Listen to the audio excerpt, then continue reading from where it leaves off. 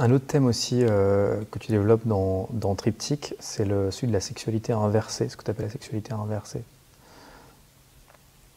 Alors la sexualité inversée est un thème difficile d'aborder en 2 minutes. Je vais faire mon possible. La sexualité inversée, alors déjà, qu'est-ce que j'entends par sexualité ?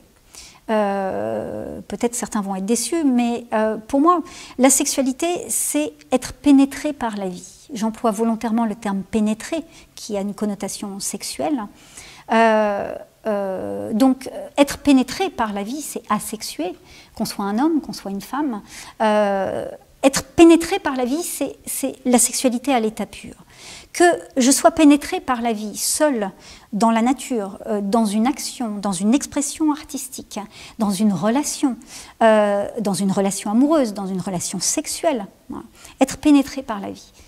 La sexualité inversée, au sens plus réduit de la sexualité, c'est non plus être mu par son envie profonde, celle qui met mon être en vie, mais par un désir ou par des désirs.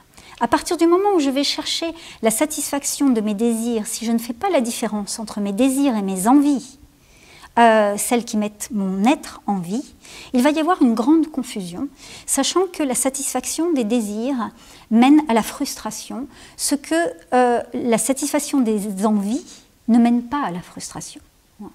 Donc, tout ce qui est du registre de la sexualité inversée est mu par la satisfaction des désirs et la frustration qui en découle.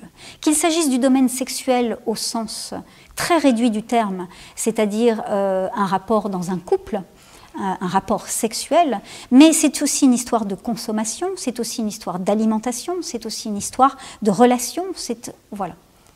D'accord, donc dans le désir, tu vas mettre par exemple les plaisirs addictifs. Absolument, tous.